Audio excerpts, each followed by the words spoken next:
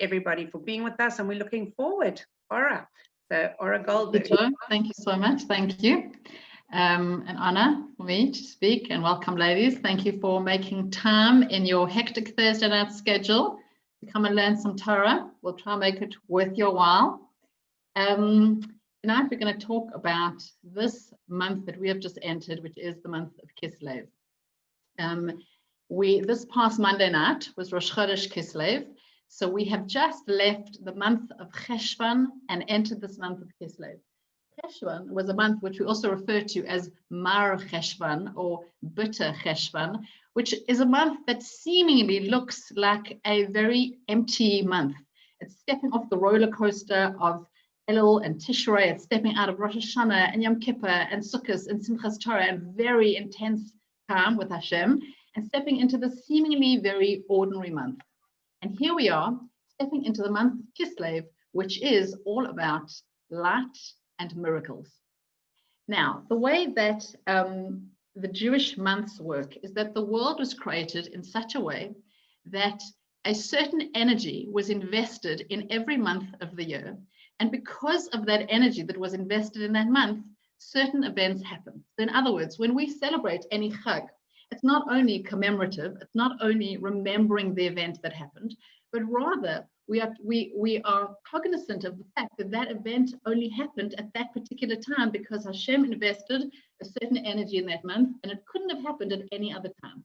And the reason that's relevant to us is because what that means is that if the world was created with a certain energy invested in every month, then as we pass through that month, even now in 2020, accessible to us is the very energy that was put into that month at the beginning of the world. What that kind of means is that if somebody had totally clear vision and was standing at the beginning of the world and was able to look through all the way to the end of the world, they would see the same energy running clear through every single day.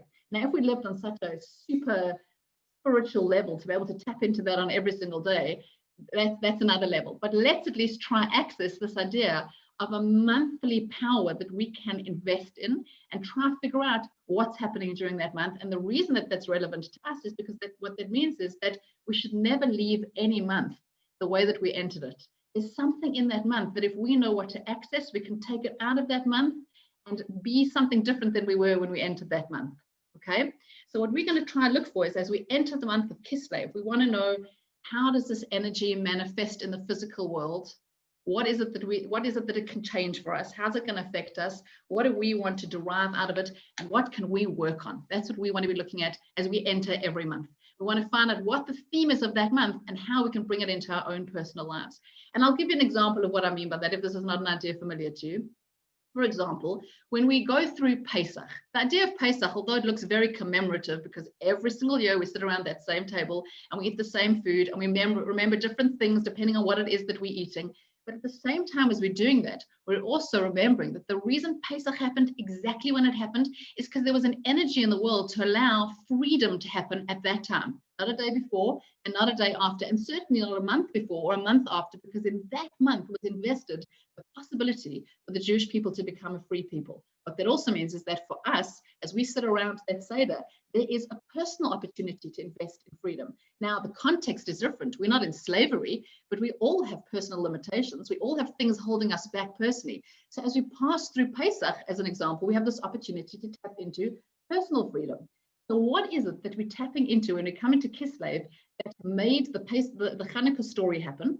And that is going to be as relevant in our lives now in this crazy 2020 that we can derive out of this month and make real for ourselves and integrate into our own personal lives. Now, every month from a Kabbalistic perspective has many different dimensions to it. And I'm going to get a chance to go into all of these dimensions, but each one of these things is a different avenue in order to connect to and integrate the energy of the month. Okay, so every month is actually going to have a Hebrew letter relevant to it, a Hebrew letter with which that month was created.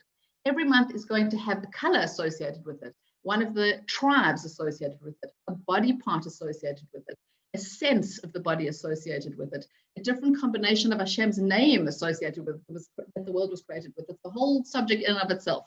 And I'm just going to dwell on a few of those that might make this month a little bit more meaningful and might help us to be able to invest. Because what we're basically looking for here is, what socket can I plug my plug into in order to gain the most power out of this month, that I leave this month on some different spiritual level than I was before I started this month. And the point is that we are supposed to be, we're constantly going around in circles as we move through the year and come back to the same chag again. We're not supposed to have this spiritual experience of, here we are again doing the same thing we were doing last year. It's not meant to be like that. What's meant to happen is that we gain from this month something, so that when we get to the next time, this time next year, we're in a different spiritual place than we are this year. We've gained something, and we've grown, and we've integrated in a way that we didn't have last year. And now we're ready to move higher. So the year shouldn't look like this constantly.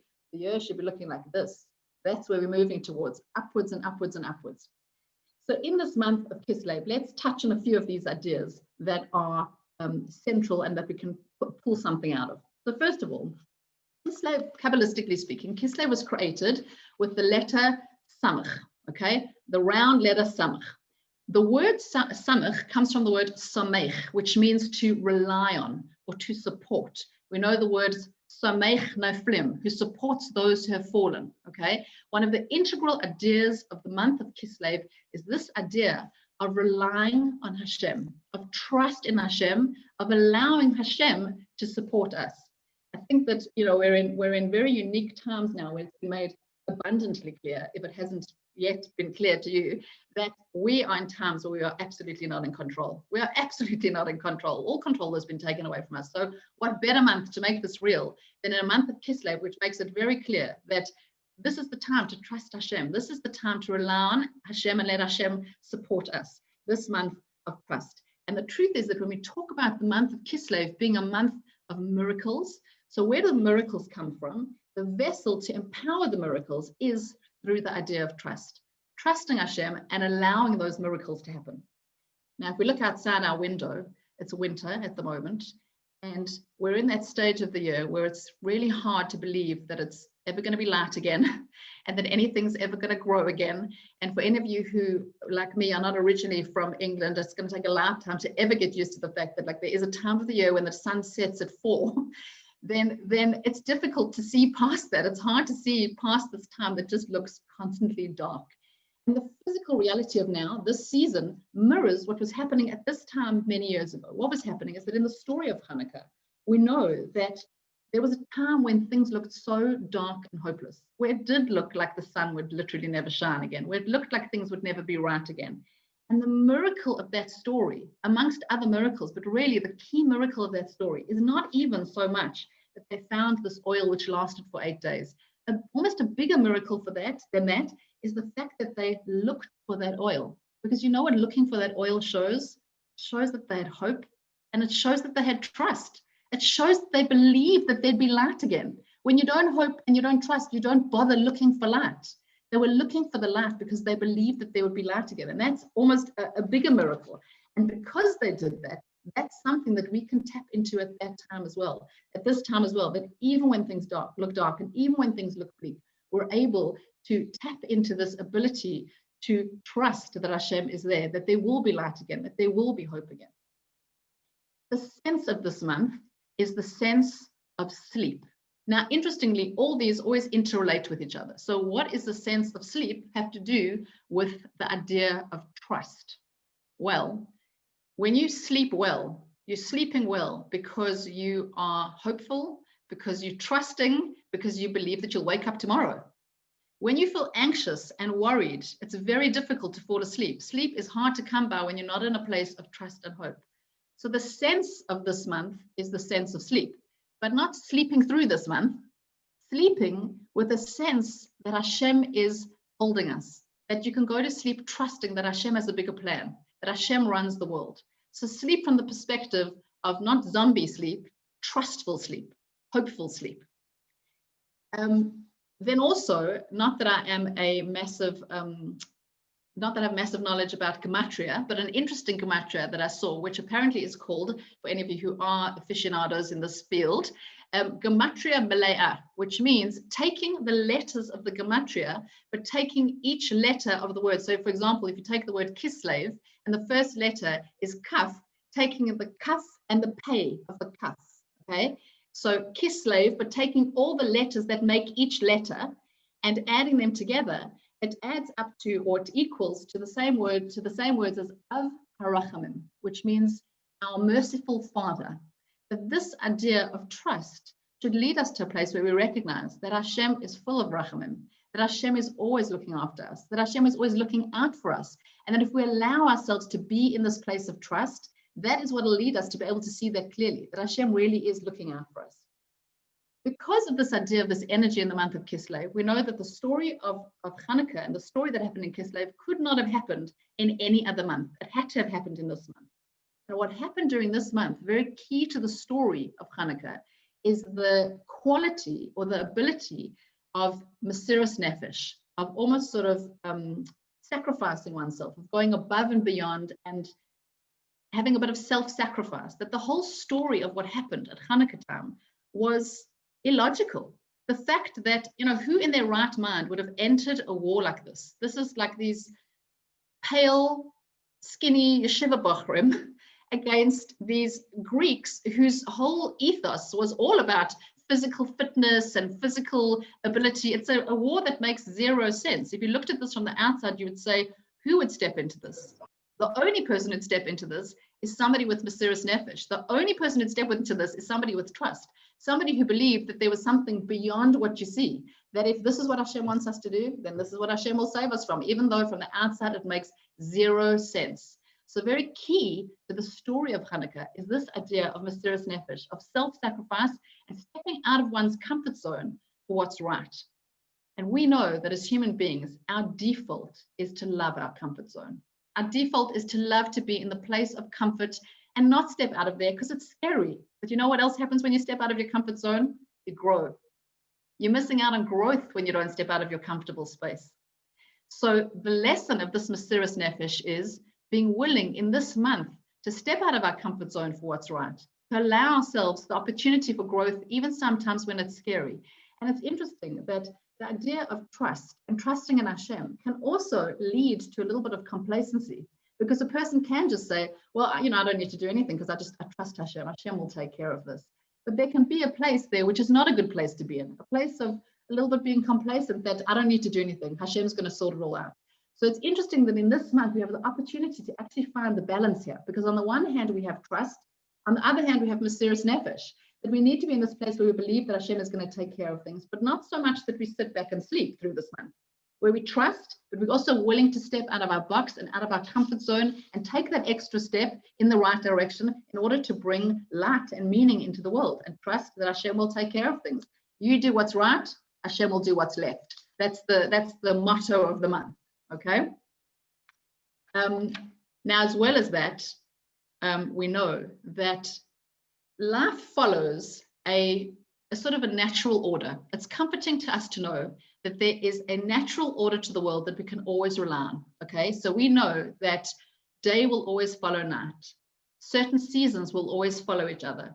Sunset will always follow sunrise. And however crazy the world is around us, there's a certain sense of comfort in knowing that there is this natural order. That's the physical world around us. That's we know something we can totally rely on because we can see it in front of us, even when everything else feels crazy.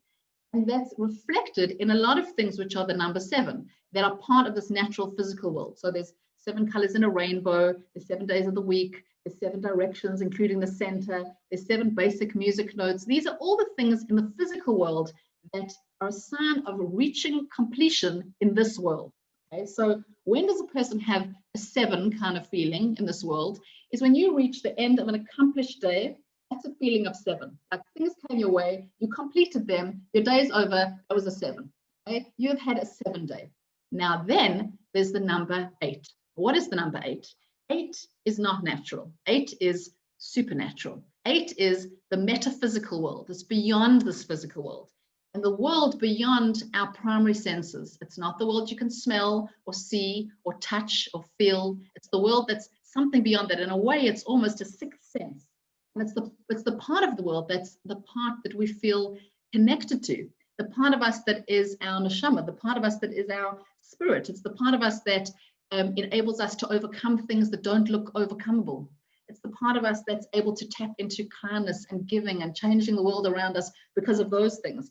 And it's a little bit of an insight into the concept of nitzchius, of infinity, of beyond what you see right now. When a couple stands under the chuppah, that's an 8. It's not what's happening now. It's what the potential that lies in that space of what could be beyond that. That is an 8. 8 is what fills our lives with depth and with meaning. And 8 is exactly what the Greeks did not believe in. The Greeks did not see an 8 in this world. And that war that happened between the Greeks and the Jews was a physical war, but absolutely on a deeper level, it was a spiritual war. What the Jews stood for was abhorrent to the Greeks, because if you want to have rituals for ritual's sake, go for it. If this is because you believe that there's something bigger than you that you can't see and something beyond us that you can tap into, the Greeks couldn't see what that could possibly mean. So for them, 8 was an offense, and the way the Jewish people lived was an offense, and that they wanted to get rid of in the world. This view of seeing the world through an 8. Now we know that Chanukah lasts for 8 days, and Chanukah commemorates a miracle. Miracles are 8s. Miracle is the supernatural. It's not in this natural world. It's something that stands outside of nature. The Greeks were very advanced. They were very civilized. They were very educated. We're not talking about uneducated people. They had lots of, they had lots of education, and they saw the world in a relatively intelligent way. But one thing that firmly rooted them to the world was 7. The world was physical, and nothing existed beyond that. That is what they worshipped. So anything transcending that just didn't exist. And that's why they wanted to get rid of the Jews. But we know that we, as a Jewish people, this is central to who we are as a people, is that we are charged with this job to elevate everything around us from a 7 to an 8. That's our job in the world every single day, is to find a way to engage with the 7 and take it to an 8. It's not a Jewish concept to negate the 7, to push the 7 away, to live in a world of no physicality. Physical is there for a purpose, and we can even find pleasure in it, but we have to find a way to upgrade that to something much bigger than that. So our job is we're constantly looking for ways to turn 7 into 8. And that is what Chanukah is all about. That on Chanukah, we're celebrating the merging of, or the segueing from 7 into 8. That's what that is. And the fact that we're declaring on Chanukah that we survived as a nation because we hung on to 8.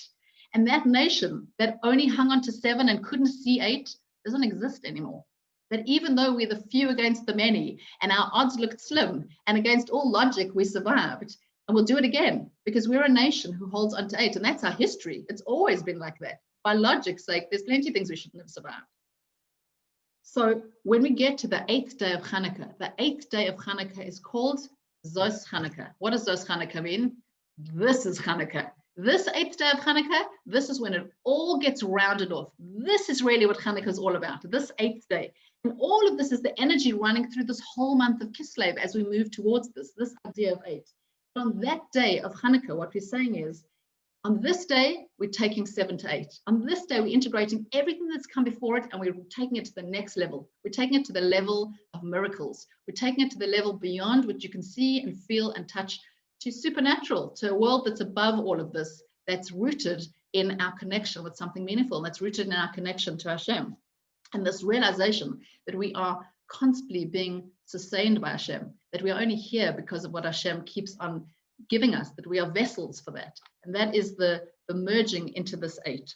So Chanukah is a time where we personally need to take the energy of everything that's been moving until Chanukah. It's something to think about from now, and it's something to start injecting into our lives from now, from the beginning of Kislev. But what we're asking ourselves is, how in our own personal lives do we find a way to merge 7 into 8? How do we find opportunities and ways of turning the mundane into the holy, of seeing beyond my want and need right now to make this something bigger and more meaningful and long-lasting and part of the eternal? In every single day, we need to be asking ourselves that question, and Kislev is the month to invest in that. And by the way, in any month where there is like a prevailing energy, if it's something that we struggle with, if you tap into it and integrate it this month, there's no month that it could be easier for you. There's no month that'll more become yours than in this month if you take it and you own it. So this is the month to work on that concept. This is the month to grab that and make it yours, and it carries you through the rest of the year. So that when you get to next Kislev, you're in a different place. Because if you've spent a year looking for opportunities to turn 7s into 8s, next Chanukah you're somebody different. You're ready to look at that on a higher level. So that's something that we can invest into this month as well. And that really, when we start looking for eights, that's also how we bring miracles into the world, because all of a sudden we're also able to see miracles in the world. You know, we talk about this idea of Kislev being a time of light and miracles. And it's true, looking back at the story, it's pure miracles. But in terms of our own lives, I think that sometimes there's this feeling that light and miracles means that Kislev comes in and fairy dust is going to be sprinkled, right? It's not about that. It's also about attuning ourselves to the light and attuning ourselves to the miracles. So, and in fact, we know that when Mashiach comes, there are going to be very few yontifs. There are going to be very few chagim which need to be kept. And on some spiritual level, that's going to be because the energy that was gained out of that time won't be necessary anymore, because it'll be there already. We won't need that chag to bring that energy into the world. It'll be in existence already in Mashiach times. But it says that Chanukah is going to continue. Why is that? Because the light that comes into the world at Chanukah time comes from such a high place that even at the time of Mashiach, this tremendous light needs to be drawn into the world. So tap into it, because this is a time where we'll eternally have this opportunity to pull this light into the world if we so choose. There is an interesting Kabbalistic idea, and I'm sorry that I'm trying to remember the name of the Rav whose name I heard this said in, and you can translate it as you will, because it is certainly not an easy challenge, and it starts from the beginning of Kislev, so we're a few days in, but I think it still counts. He says that if a person finds a way during Kislev to not complain about anything from the beginning of Kislev till the end of Kislev, and instead of complaining, to find a way to turn your words into praise and thanks, that person will see tremendous miracles at the end of Kislev. Now, even for whoever's faces I can see that people feel quite daunted by that idea, as do I. Okay, it's very hard to get through a whole month without saying one negative thing or one complaint. But what we're training ourselves to do actually is to get back to that original point, which is the idea of trust, is that when we're complaining, what we're essentially saying is like, I run the world and I don't like the way that it's going. Hashem, could you just, this is not the way I ordered it, right? But when we allow ourselves to give over, like, of course I'm not in control. Hashem, I trust you completely. So much noflim. You're the one who's going to pick me up when I need it. When we tap into that, then maybe we're able to let go of those complaints. Like, Hashem, you clearly have a plan. I have no idea what it is, but I'm willing to try and let go during this month. So if that's something that gives us a little bit of focus or a little bit of an ability to let go of the complaints, set it for yourself as a challenge. And quite frankly, if it makes you complain a little bit less than you normally would complain, that's also a good thing. But what it means is looking for opportunities to, as those words are going to come out of your mouth, to translate it into like, what's a good thing I could think of saying instead? Like, what's a nice thing? And of course, for those of you who have little kids around you, well, that's excellent modeling, because if you are looking for ways to, I was going to say, but I'm not going to say it, let me think of a good thing to say instead, you'll notice that maybe people around you also start complaining less. So I'm setting it for you as, if you want to take it on as a challenge, if you would like to see miracles at the end of Kislev, okay? So something to try working towards. But I've been thinking of the idea of why it would be that if you don't complain, you'll see miracles. What does not complaining got to do with seeing miracles? So we said already, it's a sign of trust in Hashem, that when you stop complaining, you let Hashem run the world and you stop running the world. You believe that Hashem actually is in charge. And that really it's a way of tapping into 8. It's really a way of upgrading the world to 8. Because in the world of complaints and the world where I run the world, that's the world of 7. As we've entered this month, we've entered the month of 8. We've entered the months of saying, Hashem, I'm going to do my best at believing, look, if you manage to make the Chanukah story happen, you know, what's going on compared to that? You know, do it again for me in my own personal life. I want to see miracles. I want to see miracles. So how do we get ourselves to a place where we can, in fact, tap into and see this light and these miracles? We all want the light and we all want the miracles. And we know for sure that there's so much going on around us that we could do with light and we could do with miracles in the world. So how do we tap into that to see that? So an interesting idea is that it takes a kind of a training. It's not necessarily a natural thing to always see things the right way. So if you look physiologically at the way that we see things, how do we see? So, and I'm going to sound very, I'm going to just read this part because I'm going to forget to say this in exact right biological terms. So forgive me, this is not my area of expertise. But when we see a sense-related object, as you look at it, so for example, if you're looking at something on a screen, the rays of light pass from the screen to your eyes and register as an inverted image of the page on your retina. Light-sensitive cells then cause impulses to pass through your optic nerve, leading to complex electrochemical patterns in your brain, which you finally interpret as a page with words on it. Okay, so never mind the biological terms. What that means is that there's one path from the object you're seeing into your brain and the way your brain translates what it's seeing. Now, what's very interesting, which is a little bit of a mystery in this whole process, is why do we see the image of something that we're seeing? So, for example, a page. Why do we see the image of a page outside of us, when in fact what's happening is that your brain is translating whatever it's seeing inside of you? It's translating it inside your brain. So in other words, if we were looking at something accurately, what we might really say is, or it might be more natural to say, I see a page in my mind, okay, because it's only your brain that's transferring it to this presumed outside world. But really what you're seeing is inside your brain. So only our projection of the image outwards onto this outside world is what makes an object appear like it's outside of us. So in a sense, what that means is that when light is received by our eyes and our nervous system, we can say that in some way we are also emitting the light of vision outside of ourselves. The reason that we see it in that way is because we almost, not consciously, but we almost make it be that way. So this is in keeping with a deep Torah idea, which is that the way we see affects the things we are viewing, not necessarily only the other way around, not just that what we are viewing affects us, but also the way we look at things affects those things, affects what's happening around us.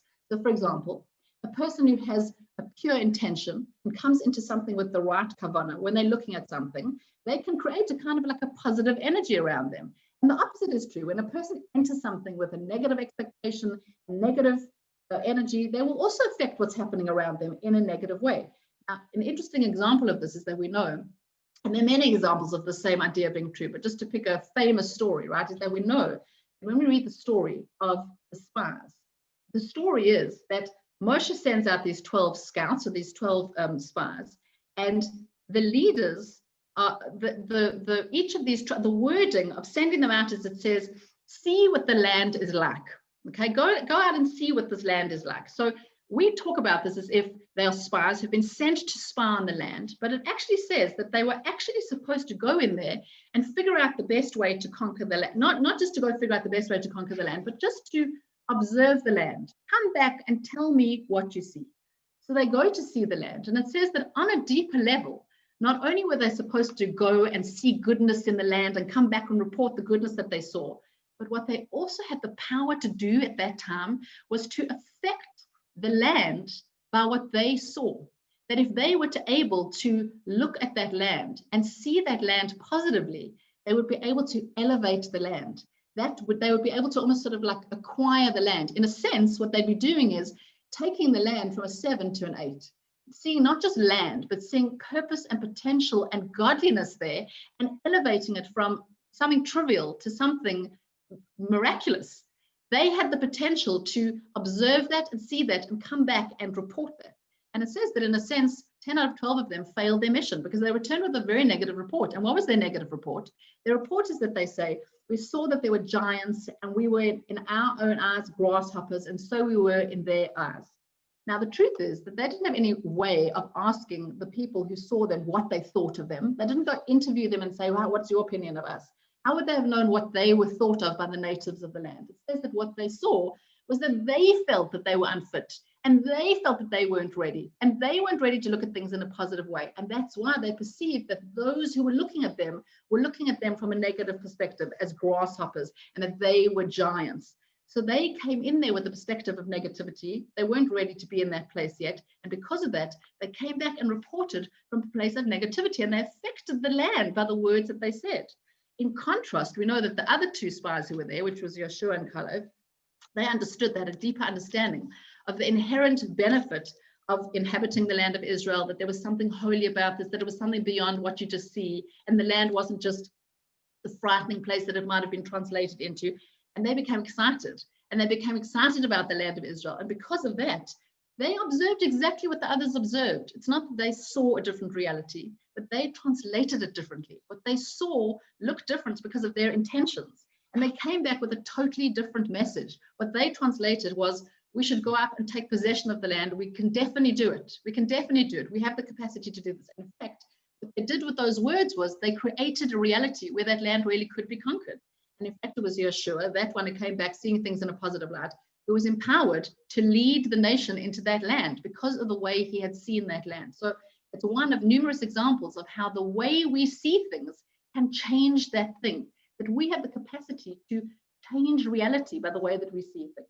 And if we understood on a very deep level that what we see is a reflection of really who we are, and that we are constantly choosing to perceive things in a certain way, then we've got to start learning to choose to perceive things in an uplifting, positive way. And that's not always easy, and different people have a different default and a different personality and different situations and different challenges. So I don't say this in a flippant way. It's not like just look positively on everything. It's hard work, but it's something that's worth investing in, because we have to believe that we actually have the possibility to change the world around us, and we actually have the opportunity and possibility to start to see light and miracles because of the way that we choose to see things. So we have to be conscious that the way that when a person sees something deeply, it becomes a part of you. So be careful of what things you're around, that's very real, that the things that you see are integrated into who you become, and that helps you, that makes you become either a positive or a negative person, a person who gives off that energy. And that if we are somebody who sees things as immediately negative, then our work is to go back into ourselves, see where the light is being absorbed, and change the refraction of that light. That's our inner work, is that something in that meeting of what we see and how we translate it needs to be rejigged a little bit. And if we can imagine something as being positive, we can work our way to a place where we might be able to start seeing it as positive. So when we view an event or a person in a positive light, we can create positive energy, and we actually have a way to affect that person. That person can change because of the way that we see them. And again, for those with younger children, that's definitely true, because the way that we see a person's potential and ability and let them know that we see it that way can literally change that person, can change the way that they behave, because what we are seeing inside them. So when we change the way we look at things, the things we look at change. And that is deep and true. So when it comes to this idea of why should we not be complaining? Because we want to see light and miracles, because we want to upgrade things from a 7 to an 8 and see miracles in our life. What is one of the ways to be able to see miracles in your life? By getting to this place where you can change the way you see things. Look for the miracles, because if you are residing in a world of only 7, you might be missing a lot of light and miracles. It might be happening right in front of you, but you're too immersed in the 7 and too immersed in the negative to be able to see that light and miracles. So the idea of Kislev being a month of light and miracles is not just about magical things happening. This idea of not complaining through Kislev, and then on the last day of Kislev, I don't know, a unicorn's going to change. It's not about that. It's that you will be changed through it. You will be changed through it. You will be living on an elevated level of 8, and you'll be able to look at the world in a different way. And through being tuned into that, these got real big miracles will happen, but not just because we're waiting for stuff to happen. We're not sleeping through this. We're wide awake. This is the month to wake up and tap into that idea. And one of the last ideas that I want to share is that amongst other elements of this month that we said come into play in order to help us plug into this and integrate this in a real way is the Jewish horoscope of this month, or the mazal of this month, which is a bow. Now, this can be one of 2 bows. One of the bows is like an archery bow, which is like that arc shape as well, but it gets, an arrow gets pulled and the arrow flies out of the bow. Now, when a person is in war using a bow and arrow, often that bow and arrow is being sent out from a very far place where you can't even have your eye on who the enemy is. You don't actually exactly know who you're aiming at, who are you about to shoot. So there's a massive level of trust in using that bow, that your arrow will be directed to where it needs to be directed.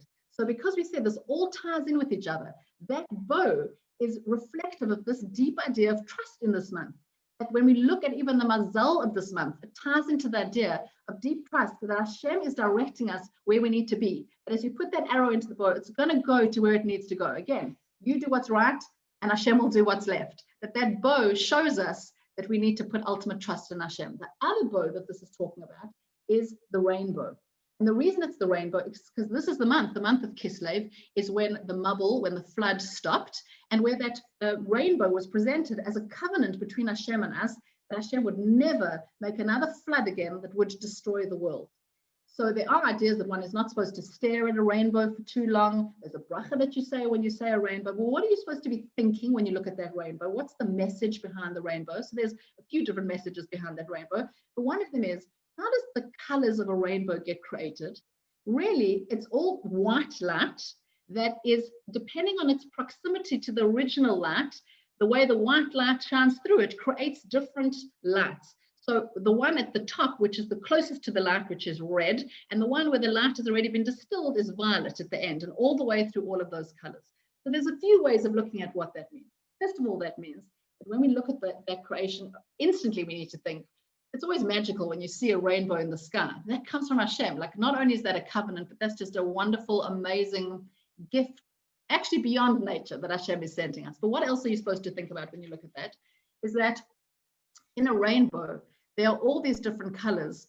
Some are closer to the source, some are slightly further away from the source. There's a human parallel to this, which is that, first of all, we look around us and there are some people who it's evident that they are so close to the source. Their life is so, it tells of sort of an intimacy and a connection between them and Hashem. They live a life of such deep connection. And then there's some people who maybe look like they're living a more violent life. It looks like their life is slightly more removed. There's no real evidence of their deep divine connection in the world. But what we have to remember is that actually all of those different colors come from the same original source. We're all in that rainbow together. So whatever you may present on the outside, our souls all come from exactly the same place. It all connects back to that original source. We're all part of one big rainbow. So that means that when we look at each other and we feel like we're so different, and you might come from such a different world to me and I don't know how to relate to you, it's not true. We have to find ways around that because we absolutely do come from the same place.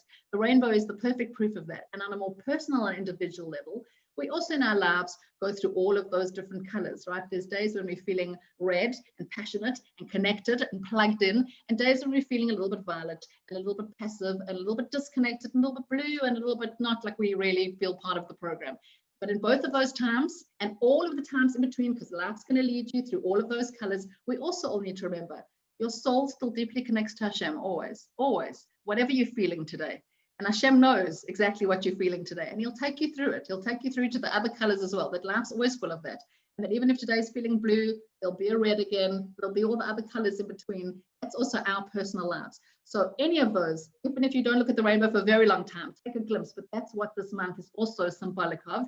And then interestingly, those two halves of the arc, in other words, one is the bow with the bow and arrow, and the other one is the bow which is the rainbow. That when you put those two together, it creates a samach, which originally is the letter which created this month. That's also part of the idea of that samach, of that wholeness and of that completion and of that channel for Hashem to send light into the world, and this light and miracles through the month of Kislev. And you know, the bracha, or what we're looking for in this month of Kislev, is this ability to be able to work on our own sense of trust. It's not easy, but this is a month of, in a sense, letting go and letting Hashem do what he needs to do, of giving up that sense of that illusion of control and letting ourselves lean on Hashem, letting ourselves rely on Hashem, of getting to a place where we are constantly looking for opportunities to lift 7 up into 8, sometimes through Mesiras Nefesh, sometimes through stepping out of our comfort zone and out of that small place that doesn't allow us to grow into a bigger place that's sometimes difficult, but also allows us to become our best selves and helps us to be able to grow, that we're constantly looking for opportunities for that, finding the balance between trust and Mesiras Nefesh, that we sleep well, like we're supposed to, the real kind of sleep that we're supposed to be having, knowing that we're in Hashem's hands. And that, interestingly, the Zohar says that before Mashiach comes, at the time before Mashiach, an especially bright and colorful rainbow is going to appear in the sky. So please God, if we can work through all of this, may we be in the place where we get to witness that beautiful, bright rainbow in the sky.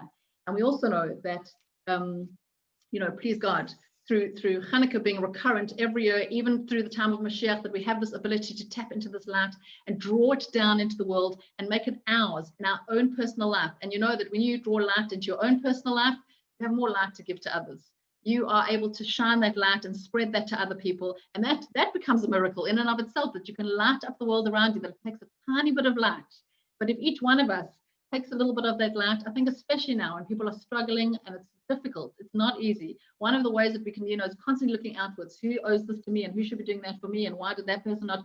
But this is the month to also reflect inwards, like what can I do, and how can I reach out, and how can I send light out, even if I myself am going through a not easy time, even if it's challenging for me. How can I find a way to bring a little bit of light into the world? Well, the light is never more accessible than it is in this month of Kislev.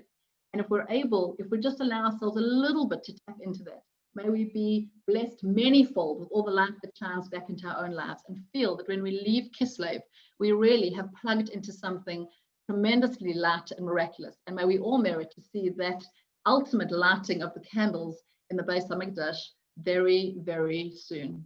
I wish each one of you a light and miracle-filled Kislev, an ability to constantly tap into the 8 and see it around you all the time. And it should just be a time of only good things. And again, as Joanne started this, I know we said this for all the Cholim, but please God, we should see real, tremendous refuah for Chaya Rachel Leah Bas Batya. Thank you so much, ladies. Thank you all for being here and for joining in. And yeah, please God, we should have opportunities to learn